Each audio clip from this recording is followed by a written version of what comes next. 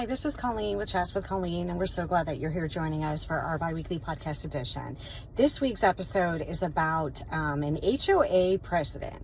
And I always ask, why would somebody want to be the president of their HOA? So Sean Sposato, the executive producer of this podcast, is going to share some information about why he chose to become the HOA president of his community and what changes he has made and what experiences he has had in this position. I know I've heard crazy stories about HOAs and people in them, so that's why a lot of people these days are looking for communities that are not in HOAs. But HOAs do provide some structure and guidance to the homeowners to keep the community looking nice and money flowing smoothly. So that's what this is about. If you know anybody that could use this podcast to help their lives or has an experience they would like to share, please like and share with them. Thank you so much and enjoy the show.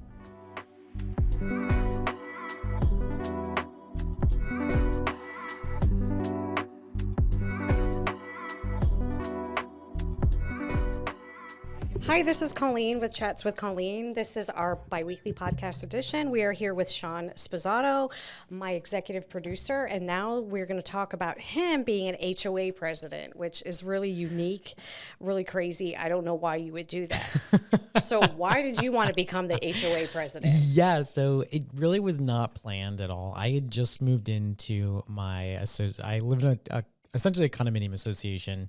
I own a townhouse.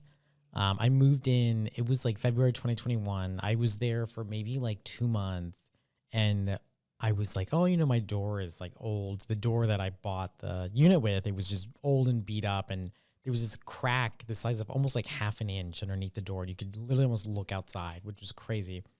And so I just changed the door, didn't think anything of it. And then within like a few weeks, I got this notice in the mail saying that I had essentially violated the terms of my living there because I did not apply for an ARB, an architectural review board. Mm-hmm. I didn't do that. I just did it. And you're not really supposed to do that. So essentially I broke the rules and I got a notice and they were just like, please, submit one and we can kind of move forward. And so I was really embarrassed and I put together instantly, went upstairs to my office and I put together this like really nice PDF essentially outlining like what I did and the process. And also it listed all the materials and I just wanted it to like look professional because I was embarrassed more so. And I submitted this and literally within like 2 days, I got a call from our property manager and she was like, oh my gosh, like I can't believe you put this together. And I said, well, I felt bad. Like I broke the rules. Yeah. And she's like, I have to, you're so well-spoken and you seem very smart. And like you did such a, just like a really well put together presentation. It's so impressive. Like, why don't you run for the board? And I was like, I don't know about that. Like, I just like got here. Like, I don't really have any experience, like, whatever. And she was like, no, you don't really need experience. Like, you just have to be like, considerate and caring of the community. And like, and I can help you and I can guide you. Like, truly, you see, like, this is the move. You should do it. Like, and I was like, I really don't know. Even still like that, you're asking a lot. And then finally she's like, well, why don't you just come to like one of our next meeting? It's literally in like a week. Just come and like, just get a sense of everything. Like, I think we're really, we could use like young, like newer people on the board. And so I went to that initial meeting and then it all just kind of started from there. Wow. And what I've also heard about the doors, somebody told me you have to pull a permit to replace your front door. Do you know if that's true? I don't believe that's true. And with this cold weather, like our door, like how you said it wasn't like it had an opening or whatever. Yes, along the bottom. Yeah. We noticed ours has an opening too. Oh, no. So cold air. So now I'm thinking, do I need to replace it or get it on? But now I have to pull a permit. Yeah, they say one of my clients told me he was rehabbing the house and he didn't realize that you had to pull a permit to replace the front door. I know, like sometimes it's county specific. Yeah, it may be specific to the county or the city. So I have to check into that. But it's interesting. Or municipality, whatever. But you know how the HOAs are, like They're I know. Oh my gosh. Yeah. So since you're so young, how does the community treat you being the HOA president? So, what's so crazy? I'm 32 right now. When I joined, I was 20. He's a baby. I was 28, I think. And I was 28. And it was so funny because, like, I'll never forget, like, to maybe connect on that story. So like I went to that meeting, I realized the board members were really, I don't think they had the best intentions for the community in mind. I think they were more concerned about their pockets, and like they didn't want to spend money. They didn't really understand like property management. They didn't understand like what our property management company was doing for us. They thought everyone was scamming us. There was a lot of like conspiracy theories that they would make up. And so that was why I did run for the board. And, but it was crazy because I'll never forget, like when I was, so obviously running, you know, there was like a group of us all running for board, and we had to put together essentially these quick fact sheets about ourselves, like just our, you know, prior experience, what our professional, like, you know, I guess our essentially a resume, but like very high level. And, it was interesting because with mine, she's like, well, you should add a picture. So I added this picture, not really thinking anything of it. Well, this was distributed to like all 55 of the residents in my community. And it was so crazy because like I actually ended up winning by like a landslide. I got the most votes of, I think like 5 people ran. And the votes for me were like the highest by like a substantial amount, which was so insane. And it made me obviously feel good about myself. But I didn't, of course, list my age on there at the time, which was like 28. But for that reason, I assumed everyone was happy. I hadn't like spoken at any open forums. I hadn't like really interacted with anyone. But they just all like, I guess they just wanted someone. They wanted a change. They wanted to change. A change. And young sometimes has like new ideas, new. Just new energy, like new everything. Yeah. A little bit not so stale. So have you had any bad experiences being the HOA president? I've had so many. I can't even like count. I had once had a resident literally sit on my doorstep while I was working, yelling at me over my doorbell video camera, like screaming at me over like complaints of like issues he had with his unit, with his water. I've had people stop me while I'm driving my car and literally yell in my car window about like their, you know, feelings about our assessments being too high. I've had people yell at me in board meetings, like in our actual HOA meetings. They scream in my face, like either from across the room or they get up and get close to me and scream at me. It's been a really interesting experience. Wow. Yeah. I've had people leave notes on my door, on my car. Not nice ones, sometimes nice, not very often. It's been an experience for sure. Have they done something like this recently? So, oh my goodness, I'm going to knock on wood or whatever this is. They're really, no, it's actually been we've worked so hard over the past like few years, like these past 5 years, it's been like, there's been radical change for the good. And so, oh my gosh, like again, it's been very positive and no one's really done anything like that. The last thing though was about a year ago when there was a man, he literally sat on my doorstep and just screamed through my doorbell. And I couldn't believe he sat on the floor. Scary. He sat on the floor. Wow. And was just screaming at my doorbell, at me, of course. Yeah. And I did threaten to call the cops because I'm like, you can never do this. Yeah, that's what I was going to say. It's kind of like harassment. And I mean, I'm a volunteer. I'm not like a paid member of the and you live there just like him. And correct, yeah. And you didn't cause whatever's going on. No. Wow, that's really scary. Yeah. Have you ever experienced a fight at a meeting? Verbal for sure. Like I'll never forget. It was so crazy. So I had just taken, this was actually the worst part of this whole experience was like, I had just been named like president of the HOA because essentially this whole board got elected. I was part of it. No one wanted to be president. And I guess I had spoken so much already at like that event and that meeting and a few others. And so people were just like, oh, you're really good at speaking. Like you should be president. You do that. And so I got essentially just given the role because no one else in this new board wanted to do it. But quickly after that, we actually had another member who was newer to the community. Their mother was like the tenant and the son owned the actual unit. And he was a realtor. He was looking through our governing documents, and in these documents, he saw that we were actually improperly paying on our assessments, and he was not happy about it, and he made a formal complaint to our property manager. Well, when this kind of came to fruition, it was we all realized we were all not properly paying. We all thought it was an even distribution where everyone paid the same amount, where in reality, our documents were written so that it was actually based on percentage of ownership. And well, of course, like I lived in like a townhouse, which was like the largest unit. There's like 16 of ours. We were all not paying enough, and all of the smallest units were actually overpaying, and they had been for a while. And we did end up, we figured this out.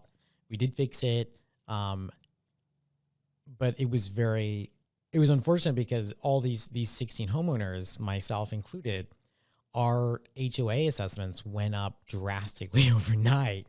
And that, I think it really caused an uproar. And so at the following meeting after this announcement came in, all of the, I guess coupon books were essentially, that's how people pay. They had already been distributed to all the residents. And that was when everyone had realized their assessments had been dramatically changed, whether it was a decrease or a substantial increase. And a few of the townhouse owners came and they just screamed. They were so mad, and they were like yelling. And there was one man who did actually kind of scare me. He was like a very large, grizzly man, and he was not happy. And it was very unfortunate. We told him what happened, and it was what it was. We couldn't fix it. There was nothing we could do legally. We were bound to do this, the correct way as stated in our documents. But yeah, that was a scary moment for sure. Like, so you say, yeah, he was a big scary man. He's a big scary man. So like the percentage of ownership, meaning if your unit was bigger, you owned more Correct. of the condo community. Correct. Yeah. Okay, so which makes sense. It's not like a neighborhood where everybody, regardless of your size of your house, you all pay the same amount because it's a neighborhood. This is the condo association where you all... It's buildings, essentially. It's buildings. Yeah. And it's funny that you say that because the other day I had a client, insurance related.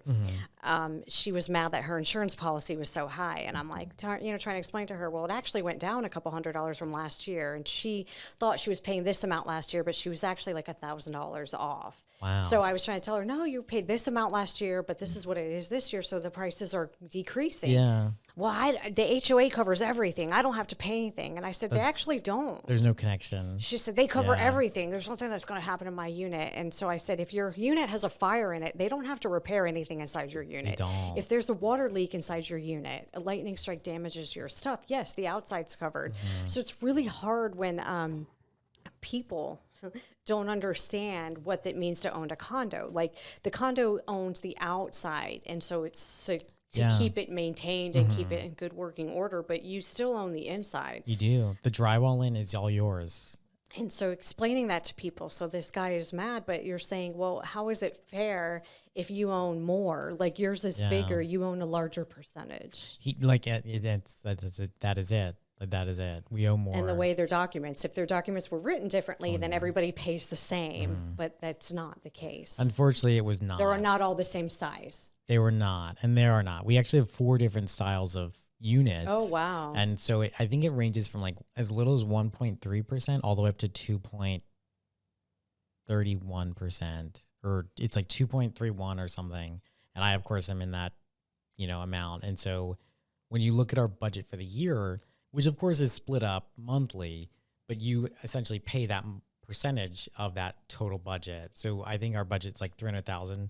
So like every month I pay that $300,000 split 12 ways because it's over the 12 months. And then I pay 2.31% of that amount every single month.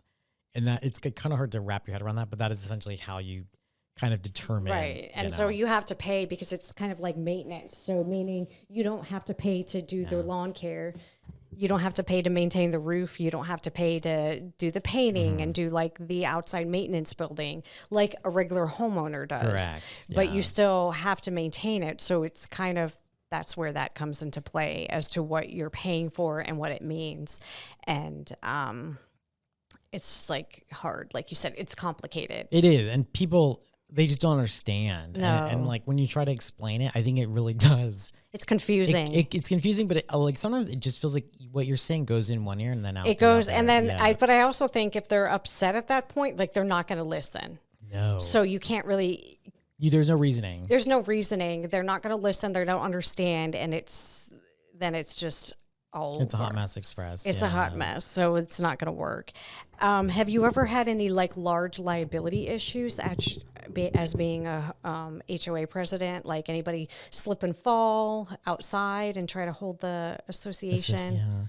Yeah. It's so crazy. Oh my gosh, like knocking on the wood. I don't think so. Like we've really not had, Good. luckily nothing like that has occurred. At least in the almost 5 years. Yeah. Oh my gosh, this month will be 5 years. Wow.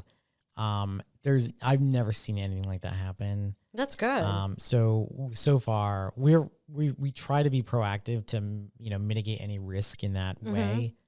But I don't think anything like that has occurred during my time, at least. That's good. That's good community. because that is a big problem. Yeah. So, do you have any advice that you would give to somebody who wants to join their HOA, maybe on the board in some sort? Yeah, I guess, I feel like if you want, I just go to meetings, like see what's going on, truly, just to see what is actually happening in your community. Like if you live in a single family home community, it is a different structure, because your assessments, they're typically much smaller because it's more just like, landscaping and things similar. You're not actually trying to fund and maintain components of buildings or whatever. But even still, I think like if you live in a condo association, whether it's a high rise or whatever, I'm just seeing like what the money is going towards, getting a copy of the budget, seeing, I guess the bills, like as it relates to like, what you're paying monthly, even just for like, your pool maintenance or like your water usage or, if like your electric is a part of that. Just seeing all those things, because it is interesting, because I will say, like, obviously there are naturally, as you're like maintaining large properties, you're typically going to use the same vendors over and over again to, complete all these tasks. And sometimes you're going to get taken advantage of. And sometimes it takes months or even years to determine that you're overpaying for a service or whatever. And I think a lot of times, like when people are on the board, like, I think you're just so used to things just kind of being automatically paid or like kind of being taken care of for you. But when I've found when new members come in and they step up to take these positions within the board, they're typically the ones who are able to kind of like catch those things that like we're overspending here or this could be done more efficiently or whatever. And so I think like, yeah, look, if you are someone who wants to join, I think that's a great way to approach it. Coming in and trying to just look for ways to better the community.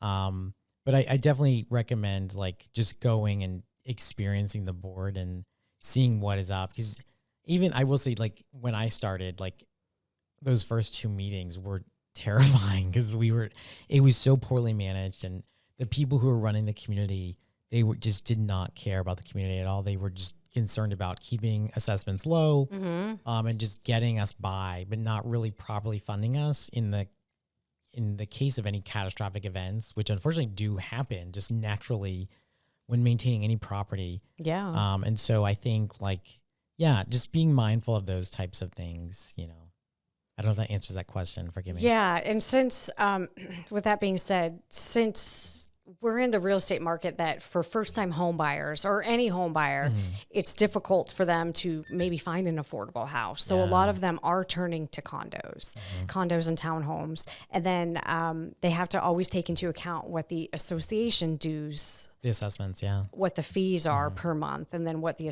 possible assessments could be. The special assessments, yeah. Yeah. Do you have any information about special assessments and why those happen? So for us, like that's such a great question. And a lot of people don't even consider this when looking at condos, but ultimately, especially in the state of Florida, ever since like Surfside and Miami, the state of Florida has really kind of brought the hammer down on condominiums just across the board. And if your property is over 3 stories, you are held to a different set of standards. Luckily, and typically they're more stringent when you're over 3 stories, because there's so much more risk and there's just so many more things that can happen. But for us, luckily, we are only 2 stories and below. And so for us, like it is a different set of standards that we have to abide by. But even still, for us, like we try to plan our annual budget to properly fund our reserves. And for those who don't even know what reserves are, that's essentially, it's like the largest bank account hopefully it's the largest bank account your community owns. And that money is used for like major shared assets. So like doing your roofs, redoing like your pool deck, or like redoing your pool, like resurfacing your pool, or like repaving, like all the parking spots, and just those, essentially those larger but shared assets within the community. That is essentially how those things are paid for. No one's paying for those things. The shareholders, the residents, they are. And so when you're properly funded, typically you have enough money that your community as a whole is able to cover those expenses. Mm-hmm. But in certain predicaments, if you're not being properly funded, there is not enough money. And so when that happens, when there's not enough money in the community's reserves to pay for these shared assets, for the maintenance or even the replacement, that is when special assessments occur. And that's when you might get a bill for like $2,000 one month because building 2 needed a roof. Mm-hmm. And everyone's like paying for it. And it's so extreme, and it can come so harshly. But unfortunately, it's all of these things they're so integral. Like you just need it. It's not something you can just like pass off. And so I always recommend like having just really taking a look at your reserves. And now in the state of Florida, it's a requirement that every condo association is fully funded in this case, so that these things are all properly maintained. And not only are they properly maintained, but there is like an actual schedule, that looks at all these assets and the depreciating value. And this is actually all done through what's called a reserve analysis, where like a third party comes out and takes a look at all these depreciating but shared assets and gives you an estimation of their life expectancy when they might need to be replaced or, maintenance, the estimated costs based on the year in which it's determined they'll probably need to be replaced, and any inflation that might occur. And also from that, they're able to determine how much money you should have right now, or how much your community should be contributing every year to your reserve accounts. And so by being fully funded, and it's unfortunate sometimes because it can cost a lot of money. Yeah. I know there's like some associations where they've got their assessments and then they've got their reserve contribution, and they're actually separate. And so you have like, if you have a mortgage, your assessment, and then you have your reserve contribution on top of that. Oh, you might have to be paying that too? Correct. Every and month? So if it's like super large, yeah, because some of these like properties, they're just older and they were not managed well, like financially. And so they're trying to catch up now. And it's so hard because a lot of times they're hundreds of thousands of dollars under where they should be. And so they're like being forced to comply to get this money as quick as possible. And it's a lot. Like people, they literally can't afford to stay in some of their associations because of these, added expenses of like having to do this. And so yeah, it's a tricky thing, but I just recommend just making sure you're fully funded. Making sure they're fully funded. Whatever it takes and to I'm do assuming if they're working with a realtor or like a mortgage company, they would be able to get that information. Yeah, so legally you are actually allowed to ask those questions. You're allowed to take a look at the reserves and their current funding. If there is a reserve analysis, you can request that information as well. My understanding, that's what I've been told more recently. And just take a look and see where this community is, how much money it has, how well it is funded. Because you'd be really surprised. Like even like the community I live in now, like I think it's from the 70s, but I've asked around and they've all told me like in the beginning they would each pay like $20 a month, which is nothing. Like what is that going to cover? Like they just, I think when homeowners take over these associations from like the builder, they don't always like really strategize the best ways to like just accrue money. Which unfortunately is required to maintain any, property. I mean, maintaining a property, even if you have a house, there's always something that needs to get done. Like, and you need money to do it. And you need money to do it. And a lot of times, like the sprinkler system, like you're not expecting that to break, and that's thousands of dollars. And then, like a roof, or like, or a roof, or if you have a leak or something, and not everything is covered by insurance because it's not insurance related, anything maintenance related, that. And then I'm sure you get the question from homeowners, my AC's not working. Yeah. And it's like, that's not on us. Like, hello. That's yours. I'm so sorry. That's yours, unfortunately. And it's hard to tell them, well, it's on the outside of the house. Yeah. My AC unit's on the outside, and they're probably not, putting it together that, okay, and it has to be on the outside. The AC, unit has to be on the outside. And then how do you handle like water leaks? Like, because there's a shared walls. Yes. So it just depends. Like for us, like it kind of goes back to what I said earlier about like, you are responsible from the drywall in. Mm-hmm. So unfortunately, like say your neighbor, a pipe bursts and the water seeps in to your unit from under like the wall, like your shared wall. Yeah.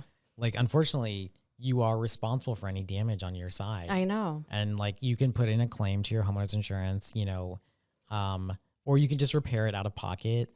And it's just like one of those things that I think just happens. Like, right. Things are going to happen. They are going to happen. And like, unfortunately, you are responsible for whatever happens on your end. Granted, like say like, a storm comes through and like tiles fly off the roof or like shingles, whatever. You're not responsible for that. The community is, because that is a shared asset that the whole community owns. So it's like you got to like pick and like you got to like look at the benefits as well as the pros and the cons, I guess. Like right, of anything. Some things like the community will pay for, and it's not personally your responsibility. But there are unfortunately like things like that where like any water damage, if it does occur within your unit, it is on you. You got to fix it. And a lot of times they'll be like, oh, it was my neighbor's washing machine leaked and it caused a problem and it leaked into mine. Yeah. Okay, well then that may be a problem where they had liability, but it's still inside your unit. It is. And so it's kind of like it's just unfortunate. It's unfortunate, and things happen and, we have to be prepared for it. We do. Like even like one of my neighbors, he had a roof leak, which granted, like we all had a roof leak, but the leak specifically affected his unit. And, he had come to the board meeting. He's like, I don't understand. Like, you guys are going to pay for this, right? And he's like, well, we're going to pay to repair the roof so it no longer leaks and any interior damage within the actual roof. But like, unfortunately, any damage that occurred in your unit, that is your responsibility. And it's just like, that sounds so bizarre because it feels like it doesn't sound correct, but it is. Because like, it goes back to the drywall in being your responsibility. Right. And so that's why they need those condo policies for those units. Mm-hmm. That's why the mortgage companies, require them to get them at closing and maintain it. And they maintain them to have two policies, to maintain a HOA and their unit owners. Yeah. So they have the proper coverage in case something happens. Yeah. Because, it's not going to fix itself. And things happen. Yeah. It's properties. Things get worn down. Things get maintained. Things happen over time. And it's an accident. It is. Typically. So would you say being an HOA president is something that you feel fulfilled in and you enjoy? So I kind of, like it's crazy because like when I first like joined the board, we were so underfunded. We had all of these issues as far as like all of our roofs like were essentially needing to be replaced. We were having issues with just other elements as well that were not really being addressed. We were like overpaying on like a few of our like monthly services, like for maintaining the grounds. And, in the time I've been the president, like I was able to essentially pool our reserves. Like, so in the state of Florida, there's two different ways to fund your reserves. There's line item and pool. With a line item, each individual one of your components, like your roofing, your pools, like, your pipes, like I think there's like a bunch of them. Each one of these components, they're funded by line. And so like, say like you've got like 100,000 in roofing, but somehow you've like 200,000 in like your pool fund. Well, say your roofs need to be replaced, but your pool costs $120,000. Well, yeah, you've got like $300,000 between those two accounts, your pool fund and I'm pool being like your actual like pool in the ground, your swimming pool. But you only have $100,000 in your roofing. Well, you don't have enough money because you have a line item funding and you can't, without a community vote, you can't move those funds around. And believe it or not, it's actually remarkably difficult to get community votes on anything because no one typically wants to be involved, which is unfortunate as well, which I've learned that also while doing this job. But so during my time, we actually needed 2 roofs to be replaced. I think it was like estimated to be over $200,000 and we had the line item funding. We did not have enough money in our roofing budget for this. And so I was able to actually change our funding from line item to pooled, which enabled us to replace 2 of our roofs within our property, which was very exciting. In that time, I've also been able to continue working with our property manager and looking at our budgets to fully fund us to, comply with state law. We actually just found out more recently we're going to be able to replace the roofs on our other 2 buildings, including my own building, within the next 2 years. And we're also going to be able to replace, unfortunately, like our external electrical boxes, like essentially the meter sockets, they've all gone bad because they're from the 70s. And we're going to be able to replace those as well this year. And it's all because of the fact that I've been working with granted, it's not all me, but it's a lot of me. But because we've been able to, really sit down and look at our financials, work with these organizations externally to, take a look at not only our balances within all of these accounts, but also how we're spending it and how we're taking in money as well from our assessments. And because of all of that work, we're able to really improve our community. And I do feel I'm really proud of the fact that I've been able to kind of accomplish all these things, for these myself and these 55 other people who also own in this shared, property. And I'm really actually very proud of that. That's exciting. Yeah. So I think it's more complicated than what people think about an HOA or a condo association. It's just not like, oh, you pay and they just fix this. There's not like so that. much more stuff that There goes is. into it, and so it's time consuming. So I feel like the residents of these communities need to be nice to these people. They should. Because you're donating your time. Yeah, and I you live don't- there too. I don't and get a discount on my assessment. Right. It's nothing special for you, My monthly assessment's and you're down. donating your time, and you're Yeah. just trying to make it fair and nice for everybody. And just a nice place to live. Right. So it Yeah. maintains value and continues to improve. Yeah. And it's a safe community. Correct. Yeah. Well, that's super valuable information. Well, thank you so much. Again, thank you for your time. Yes. And this is Sean Sposato. He's the HOA of his community, The HOA president, president of his community. He's also an executive producer of my podcast, my marketing liaison, and tons of other things. So reach out for any help that you need on your social media to him. Thank you. Thank you.